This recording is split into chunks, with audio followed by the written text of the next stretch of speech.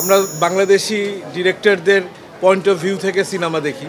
আমরা বাংলাদেশকে দেখেছি একজন ইরানিয়ান ডিরেক্টরের পিভি থেকে, এবং তার যে দেখার দৃষ্টিভঙ্গি এবং সে যতটা তার মতো করে দেখেছেন, এই দেখাটাই আমার কাছে স্ক্রিনে যখন আমি দেখতে পেয়েছি মনে হচ্ছে যে আমি তো এইভাবে কখনো চিন্তা করিনি, ডিফারেন্ট।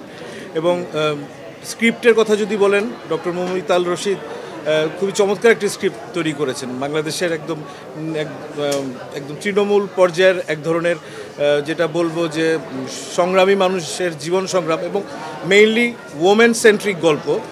ফেরেশতে নামের মধ্যেই রয়েছে, এটা আসলে জয়া হাসান যে ক্যারেক্টারটা করেছে, এইরকমভাবে একটা নারীর জীবনের সংগ্রাম এই সময়ে দেখানো, যেভাবে করে দেখানো হয়েছে। আমরা আসলে নারীদেরকে স্বাবলম্বী হতে দেখি না, তাদেরকে বিভিন্নভাবে এম্পাওয়ারমেন্টের মধ্যে রাখতে চাই। মনে করেন আমরা রাষ্ট্রপ্রধান হিসেবে নারীকে রেখেছি, কিন্তু নারীদেরকে অন্যান্য জায়গায় সব জায়গায় আমরা পরাধীন রেখেছি।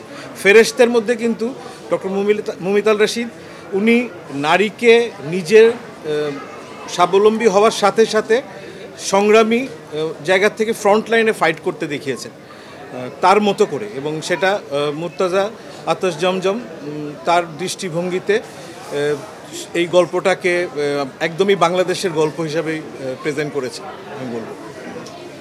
এবং এই কারণেই ডিফারেন্ট, মানে এটা আমরা এভাবে দেখতে পাইনি। আপনি এই ফিল্মটার, ফেরেশতে সিনেমাটার স্টোরি টেলিংটা যেভাবে করে দৃশ্যায়ন করা হয়েছে, গল্পটা বলা হয়েছে, এই টেকনিকটাই ডিফারেন্ট। যেমন একটা ছোট্ট এক্সাম্পল দেই, আমরা অনেক বড় জোনের মধ্যে শ্যুট করেছি বিভিন্ন সময়। তো ইউজুয়ালি আমরা দেখি কি এইসব বড় জোনের মধ্যে ডিরেক্টররা অনেক এক্সাইটেড থাকেন, লাইটের গ্যাফার ট্যাফার ডিওপি তারাও বিভিন্ন রকমের অনেক আওয়াজ টাওয়াজের মধ্যে কাজ করতে হয় আমাদের, এবং অনেক অ্যারেঞ্জমেন্ট থাকে, জেনারেটর, বড় বড় সোলার, বিভিন্ন ধরনের টেকনিক্যাল ইকুইপমেন্টস থাকে। কিন্তু এইখানের মধ্যে অল্প কিছু লোকজন, তারা বিশাল বিশাল জোন এবং অদ্ভুতভাবে অনেক অল্প লাইটের মধ্যে কোনো রকম শব্দ ছাড়া শুধুমাত্র ডিরেক্টর কানে কানে পারফর্মারকে যা বলছেন, এর বাইরে আর কোনো শব্দ নেই, এরকমভাবে তোমরা আসলে কাজ করে অভ্যস্ত না। একদমই অন্য প্যাটার্নের কাজের ভঙ্গির মধ্যে দিয়ে গেছি আমার মনে হয়েছে।